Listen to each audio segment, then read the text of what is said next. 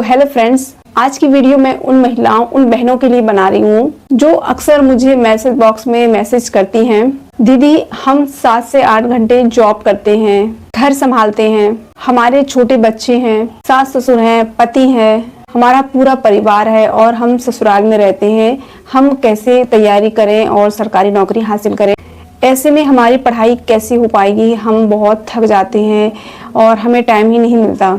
हम पढ़ना तो बहुत चाहते हैं, लेकिन और सच बताऊं तो ये सवाल सिर्फ आपका ही नहीं है, आज लाखों महिलाओं का यही सवाल है। इसलिए मैं आपको बहुत ही प्रैक्टिकल एडवाइस देने वाली हूँ जो मैंने फॉलो की है, जिसे आप अपनी लाइफ में जरूर फॉलो करके देखें, बहुत फायदा होगा इससे आपको। देखो, प्रैक्टिकली हम देखें तो हमारे पास इतना टाइम नहीं होता कि हम 10 से 12 घंटे निकाल पाएं, या 7 से 8 घंटे भी हम नहीं निकाल पाते। मैं आपको ये नहीं कहूंगी कि आप 10 से 12 घंटे निकालिए, मैं आपसे ये भी नहीं कहूंगी कि आप जो है रोज 10 घंटे पढ़िए। असल जिंदगी में हमारे साथ बहुत सारी चुनौतियां होती हैं। बच्चे बीमार होते हैं, फैमिली में एक्स्ट्रा काम, तीज त्योहार और मेहमानों का आना, हमारा वर्कलोड इतना ज़्यादा होता है, मेंटली प्रेशर बहुत होता है फैमिली का। तो ऐसे में हम टाइम मैनेज नहीं कर पाते और इस वजह से काफ़ी सारा हमें फ्रस्ट्रेशन महसूस होता है। और कभी कभी तो ऑफिस का या आप जो भी काम करती हैं उसका प्रेशर इतना ज़्यादा होता है, और कभी कभी तो हम इतने थक जाते हैं कि हमारा किताब खोलने का मन ही नहीं होता और ना ही हिम्मत बचती है। अगर आपके साथ भी ऐसा ही होता है तो सबसे पहले एक बात अपने दिल से आप निकाल दीजिए कि मैं दूसरों से पीछे हूँ। आप दूसरों से पीछे बिल्कुल नहीं हो। आपकी जो जिंदगी है वो अलग है, इसलिए आपकी तैयारी का तरीका भी अलग होगा। यही हमारी सबसे बड़ी गलती होती है कि हम अपनी तुलना उस स्टूडेंट से करने लगते हैं जो पूरा दिन सिर्फ पढ़ाई करते हैं। एक समय में मैं भी यही तुलनाएं करती थी, जिसकी वजह से मैं मेंटली बहुत परेशान रहती थी। उनकी ना तो नौकरी होती है, ना छोटे बच्चे होते हैं, ना उन्हें घर का काम नहीं करना होता है, और हम सोचते हैं कि वो तो 10 घंटे पढ़ रहा है और हम सिर्फ 3 घंटे ही पढ़ पा रहे हैं, और ऐसे में तो मेरा सिलेक्शन कभी होगा ही नहीं। और फिर यही से इंसान जो है हारना शुरू कर देता है। मैं आपसे एक सवाल पूछना चाहती हूँ, अगर कोई 10 घंटे पढ़ता है लेकिन 15 दिन के बाद वो अपनी पढ़ाई छोड़ देता है, बीच में गैप करते हुए पढ़ाई करता है, कभी 15 दिन उसने छोड़ दी, कभी 7 दिन उसने नहीं पढ़ा, या कभी 2 दिन, कभी 8 दिन, ऐसे उसने गैप करते हुए उसने स्टडी की। और दूसरी तरफ एक महिला है या एक लेडीज है जो रोज 3 घंटे पढ़ती है, लेकिन कंसिस्टेंसी के साथ उसने 6 से लेकर 1 साल कंटिन्यू अपनी पढ़ाई जारी रखी। तो फिर देखा जाए तो आखिर में आगे कौन निकलेगा? ऑफ कोर्स वही निकलेगा जिसने कंटिन्यू अपनी पढ़ाई को जारी रखा। जो लगातार आगे बढ़ेगा वही लास्ट में सिलेक्शन लेगा। सरकारी नौकरी जो है घंटों की नहीं, कंसिस्टेंसी की परीक्षा होती है। आप कोई भी काम करना चाहते हो उसमें कंसिस्टेंसी का बहुत बड़ा रोल है।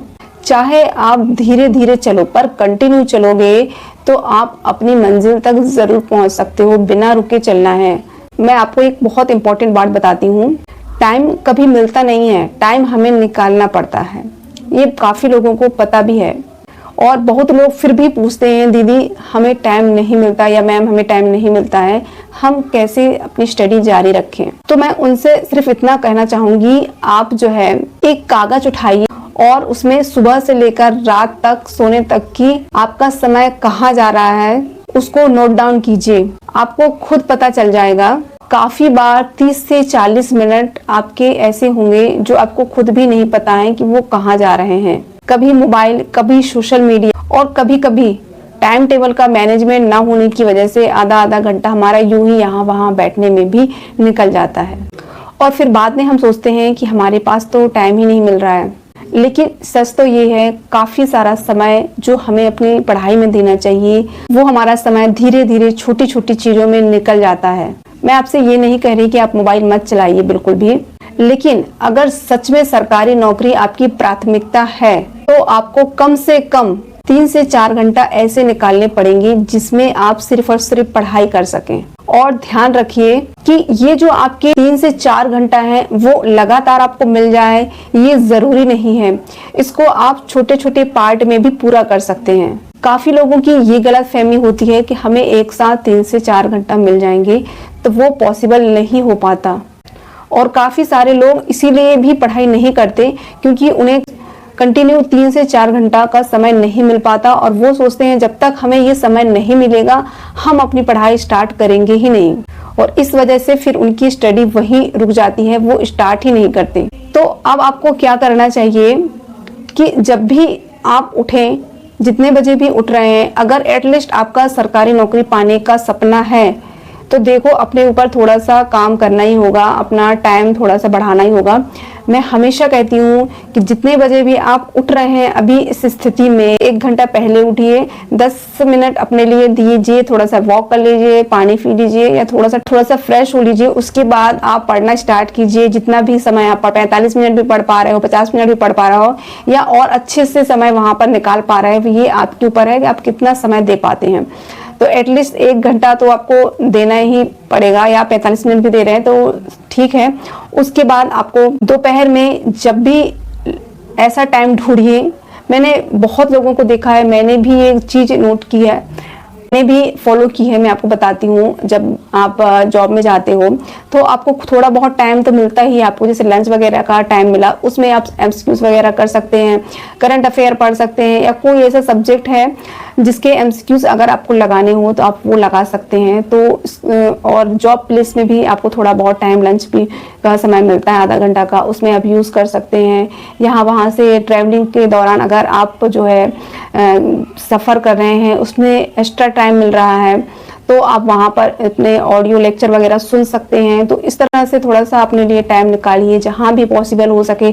अगर आपको लग रहा है, आज के समय में क्या है कि कोई भी इंसान 2 मिनट भी फ्री बैठता है तो वो तुरंत मोबाइल निकाल लेता है, उसको वो 2 मिनट का समय भी वो अपने दिमाग में फ्री नहीं रखता, मोबाइल निकाल लेता है। तो सेम आपको भी वही करना है। वो आप अगर थोड़ा सा भी आपको टाइम मिल रहा है, 2 मिनट का भी टाइम मिल रहा है, 10 मिनट का भी मिल रहा है तो वो तो बहुत बड़ी बात है, लेकिन अगर आपको 2 से 5 मिनट का भी टाइम मिल रहा है, तब भी जैसे ही लोग खाली नहीं बैठना पसंद करते, तुरंत मोबाइल निकाल के देखते हैं, तो आपको भी वही हैबिट डालनी पड़ेगी।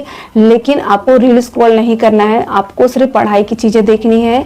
आप कोई भी पीडीएफ देख सकते हैं, और कोई भी एमसीक्यूज वगैरह या थोड़ा छोटा मोटा लेक्चर या कोई फार्मूलाज वगैरह सीखना है, कोई भी छोटे मोटे चीज़ें तो आप उसका देख सकते हैं। 10 से 5 मिनट, 15 मिनट जब भी आपको खाली समय मिले, ट्रैवलिंग के दौरान या कभी भी वर्क प्लेस पे भी ऐसा समय मिलता है तो आप वहाँ से थोड़ा बहुत टाइम निकालिए, बहुत सही रहेगा। इससे क्या है, आप पढ़ेंगे तो आपके जो दिमाग में छोटी छोटी चीजें रहेंगी तो प्रेशर कम होगा स्टडी का इससे। और जैसे ही आप जॉब से आए तो आते ही तो आप पढ़ने नहीं बैठ जाओगे, थोड़ा बहुत काम घर का रहेगा। तो घर का काम करने के बाद अगर आप 1 घंटा भी फ्री हो रहे हैं शाम के, इवनिंग के चाय नाश्ते के बाद से, थोड़ा सा अगर आपको टाइम मिल रहा है जिसमें आप रात के डिनर की तैयारी कर रहे हैं, तो उस दौरान आप जो है थोड़ा बहुत पढ़ सकते हैं। हाँ, मोबाइल से ही पढ़ सकते हैं, चाहे आप बुक से पढ़ लें। वहाँ आप शाम को 1 घंटा निकालिए।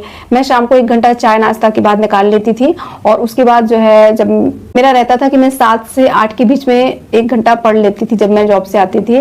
तो जैसे ही चाय नाश्ता हुआ, मेरे हस्बैंड आ गए, उसके बाद मैं शाम को 7 से 8 के बीच में एक जो है घंटा आराम से निकाल लेती थी। तो कोशिश कीजिए कि आप भी शाम को 1 घंटा निकाल पाओ। ये छोटे छोटे टाइम ही हमें बचाने हैं और इसी से ही हमारी स्टडी कंप्लीट हो सकती है। और फिर जैसे ही हमारा डिनर वगैरह सब कुछ हो जाए और किचन का काम फिनिश हो जाए, उसके बाद जो है आप कोशिश कीजिए 1.5 से 2 घंटा का समय आप ज़रूर से ज़रूर निकालें अपने लिए, ताकि समय है इजीली 4, साढ़े 4, 5 घंटा मिल ही जाएंगे कैसे भी आप करोगे तो। लेकिन अगर जिस दिन नहीं हो पाया, क्योंकि हमारे लिए पर डे एक सा दिन नहीं होता, कभी घर के और भी एक्स्ट्रा काम होते हैं, कभी हम बीमार होते हैं, बच्चे कोई तबीयत ठीक नहीं है, या बच्चों का टेस्ट है, पेपर है, या कुछ भी मेहमान वगैरह आ गए हैं, तो ऐसे में क्या है समय नहीं मिल पाता है, कभी कभी 4 से 5 घंटा भी नहीं हो पाता। तो एटलीस्ट आप कोशिश कीजिए 1 से 2 घंटा भी उस दिन मिल रहा है तो वो भी आप यूज़ कर सकते हैं। ऐसा नहीं सोचना है कि हमें तो टाइम ही नहीं मिला तो वो 1-2 घंटा भी हम ना निकालें। को अगर नहीं मिल रहा है तो आप रिवीजन कर एटलीस्ट 1 घंटा भी निकल रहा है तो वो भी ठीक है, लेकिन स्किप मत कीजिएगा अपनी पढ़ाई को। यानी कि पूरे दिन के छोटे छोटे समय को ही जोड़कर हमें पढ़ाई करनी है अपनी। जो लोग भी जॉब कर रहे हैं उनके लिए मैं एक बहुत ही प्रैक्टिकल तरीका बताने वाली हूँ कि आप कैसे इस चीज़ों को यूज़ कर सकते हैं, और इस चीज़ को मैंने भी यूज़ किया है। तो बहुत ही प्रैक्टिकल तरीका बताती हूँ, बहुत ही इंपॉर्टेंट बात बताती हूँ आपको कि जैसे कि आप तैयारी कर रहे हैं, आप पहले से 4 से 5 घंटा पढ़ रहे हैं एग्ज़ाम से पहले, तो नोटिफिकेशन जब आता है ना, तो आप लोगों के पास जो छुट्टियां हैं आप उसका बहुत अच्छे से यूज़ कर सकते हो छुट्टियों का। अगर आप प्राइवेट में हो, पॉसिबल नहीं है आपको छुट्टी लेना, तो वो बात अलग है। लेकिन अगर आप गवर्नमेंट में हो या ऐसी जगह पर हो जहाँ पर आपकी छुट्टियां बची हुई हैं या आप ले सकते हो, तो आप कोशिश कीजिए कि आप छुट्टी ले लें एग्ज़ाम के नोटिफिकेशन आने के बाद। और जो जिनकी फैमिली की ऐसी स्थिति है जो छुट्टी नहीं ले सकते, वो अपना जो है रूटीन डेली ऐसे ही स्टार्ट कीजिए, पढ़ते रहिए। लेकिन मैं उनको स्पेशल बताना चाहती हूँ जो बहुत शुरू से पढ़ रहे हैं, लेकिन छुट्टियों का एक बहुत अच्छा आप यूज़ कर सकते हैं। जैसे कि आप जॉब कर रहे हैं तो आप ये कर सकते हैं कि कुछ समय के लिए जैसी नोटिफिकेशन आता है आप छुट्टी ले सकते हैं और अपनी छुट्टी का बहुत सही उपयोग कर सकते हैं, जिसकी बहुत सारी छुट्टियां लेडीज़ों को मिलती हैं। और मेडिकल वगैरह भी बीच बीच में वो लगा सकती हैं, बच्चे छोटे हैं तो CCLE भी लगा सकती हैं। तो इस तरह से आप अपनी छुट्टियों का यूज़ कीजिए इन चीज़ों में, अगर आपको आगे बढ़ के कुछ करना है। या फिर नो वर्क नो पे, इस पे भी आप छुट्टी ले सकती हैं, बहुत ही ईजिली रहेगा अगर वास्तव में आप कुछ करना चाहती हैं। जब मैं जॉब करती थी तो मैंने भी जब नोटिफिकेशन आ गया था कि मैंने भी 1 से 1.5 महीने के लिए छुट्टी ले ली थी, और उस दौरान मैंने जो है नो वर्क नो पे काम किया था। तो आप भी ऐसा कर सकते हैं। अगर आप जो है जॉब करती हैं और जॉब के साथ साथ तो दूसरी जॉब चाहिए, उसके लिए आप तैयारी कर रहे हैं, तो आप अपनी छुट्टियों का बहुत अच्छे से यूज़ कर सकती हैं। और लेडीज़ हैं तो उनको तो काफ़ी अच्छी छुट्टियां मिलती हैं। अगर आपकी छुट्टियां बची हुई हैं और आप चाहते हैं तो बहुत सारी ऐसी, तो आप ऐसा कर सकते हैं। लोगों के लिए क्या है, समय निकालना स्टडी के लिए बहुत मुश्किल होता है।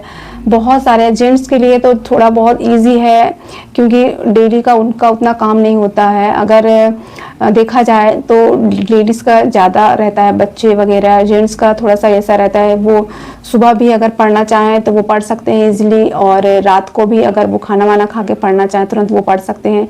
शाम को उनको भी काम रहता है, ऐसा मैं नहीं कह रही हूँ उनको काम नहीं रहता है। तो शाम को वो अपना जो घर का काम है, जैसे बाहर का कोई भी काम हो सकता है, वो जेंट्स करते हैं। तो 1 से 1.5 घंटा वॉकिंग के समय में वो आराम से कर सकते हैं। उसके बाद उनको ज़्यादा कुछ काम रहता नहीं है। लेकिन लेडीज़ को बहुत सारे ऐसे काम होते हैं, तो लेडीज़ को बहुत सोचना पड़ता है इन सब चीज़ों के लिए, समय निकालने के लिए। तो बहुत मुश्किल है। और अगर आप अपनी कंडीशन से वास्तव में बाहर निकलना चाहते हैं, कुछ करना चाहते हैं, लाइफ में आगे बढ़ना चाहते हैं, अपनी वर्तमान स्थिति में सुधार चाहते हैं, तो ज़रूर आपको कुछ भी करके अपनी जॉब हासिल करनी ही करनी है। और एक और सबसे ज़रूरी बात कि जब भी आप पढ़ने बैठें तो 3 चीज़ें बहुत इंपॉर्टेंट होती हैं, टाइम, रिसोर्सेस और एनर्जी। जब तक आपके पास जो है टाइम का सही मैनेजमेंट नहीं होगा, आप अपना टाइम वेस्ट ही करते रहोगे। तो टाइम बचाने के लिए आपको क्या करना है कि आपको पहले से पता होना चाहिए कि मुझे कौन सा सब्जेक्ट किस दिन पढ़ना है और उस सब्जेक्ट में मुझे क्या पढ़ना है। तो ये आप टाइम शेड्यूल पहले से बना कर रखें, जिससे आप अपना काम निपटा के आएँ और पढ़ने के लिए बैठें। तो आपको पता होना चाहिए कि आज मुझे ये टॉपिक ख़त्म करना है, ये चीज़ पढ़नी है, और ये तो ऐसे में आपका टाइम, बहुत सारा टाइम आपका बचेगा। दूसरा है रिसोर्सेज। आपको ज़्यादा रिसोर्स के पीछे नहीं भागना है। आपके पास जो रिसोर्स है मिनिमम रिसोर्स रखिए, ज़्यादा रिसोर्स इकट्ठे मत कीजिए। इससे बहुत सारा कंफ्यूजन क्रिएट होगा और आप सिलेबस भी बहुत पूरा नहीं कर पाओगे, जिसकी वजह से आप परेशान रहोगे। तो ज़रूरी है कि आप रिसोर्स कम रखें और लिमिटेड रिसोर्स से अपनी तैयारी स्टार्ट करें। ज़्यादा रिसोर्सेज का जो है आप ढेर ना लगाएं। 1 से 2 रिसोर्स रखना बहुत ठीक रहेगा, इससे ज़्यादा रिसोर्स आप मत रखिए। और तीसरी चीज़ है एनर्जी। अगर आपको लग रहा है कि मेरे पास एनर्जी बहुत डाउन है, मैं पढ़ नहीं पा रही हूँ, थकी हुई हूँ, तो आप थोड़ा सा नैप भी ले सकते हैं 10 से 15 मिनट का, जब भी आपको टाइम मिले। उसके बाद जैसे फ्री होते हो आप, जैसे ही जब भी, तब आप अपनी एनर्जी का ध्यान रखें। आपको ज़्यादा लोड नहीं लेना है इन चीज़ों का। रिलैक्स माइंड से आप काम कीजिए, अपनी एनर्जी को बचा कर रखें। तो इसके लिए आपको पहले से पता होना चाहिए कि मुझे क्या पढ़ना है आज। और ऐसा नहीं होना चाहिए कि आप किताब खोलें और फिर आप सोचें कि क्या पढूं, और इस चक्कर में फिर आप मोबाइल उठा लोगे। और जैसे ही आपने मोबाइल हाथ में उठाया तो आपके 20 से 30 मिनट कहाँ चले जाएंगे आपको खुद पता नहीं चलेगा। तो आपको अपने स्टडी के दौरान बैठने से पहले आपको तय करना होगा कि आपको क्या पढ़ना है, कौन सा सब्जेक्ट पढ़ना है। और डेली इसलिए ज़्यादा बड़े बड़े टारगेट मत बनाइए, छोटे छोटे टारगेट बनाइएगा, छोटे छोटे टास्क रखिएगा और उसको जल्दी से जल्दी पूरा करने की कोशिश कीजिएगा। आप जितना छोटा लक्ष्य बनाओगे वो उतनी जल्दी ही पूरा होगा, उससे आपका कॉन्फिडेंस लेवल बहुत बढ़ेगा। तो फ्रेंड्स याद रखिएगा, आपका थका हुआ शरीर भी पढ़ सकता है, लेकिन अगर आपका दिमाग बिखरा हुआ है, यानी कि आपको खुद नहीं पता है कि पढ़ना क्या है, तो फिर बहुत मुश्किल हो सकता है। अगर आप रोज 1 घंटा भी पढ़ पा रहे हैं तो पढ़िए, और अगर आज आपको 3 घंटा भी मिल रहे हैं तो उसका पूरा फायदा उठाइए। लेकिन रुकिए मत, क्योंकि सरकारी नौकरी उन्हीं को मिलती है जो लंबे समय तक मैदान में टिके रहते हैं। और अंत में सिर्फ मैं आपसे इतना कहना चाहूंगी, अगर आपके बच्चे छोटे हैं, अगर आपके ऊपर बहुत सारी जिम्मेदारियां हैं, अगर आपके पास समय कम है, तो इसका मतलब ये नहीं है कि आपका सपना छोटा है, या आप ये मत सोचिए कि आप दूसरों से कम हैं।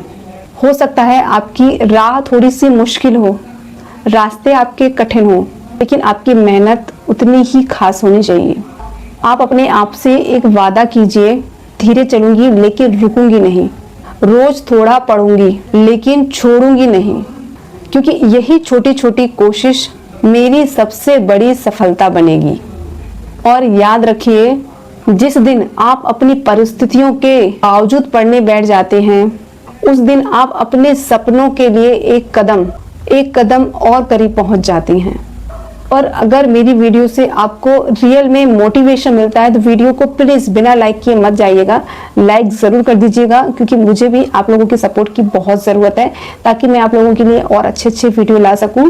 और आपको किसी और टॉपिक पे वीडियो चाहिए तो मुझे कमेंट सेक्शन में ज़रूर बताइएगा, और आप अपनी तैयारी कंटिन्यू रखिए। बस मैं इतना कहूँगी, जितना भी टाइम मिले आप पढ़ते रहिए, बिल्कुल भी छोड़िएगा मत।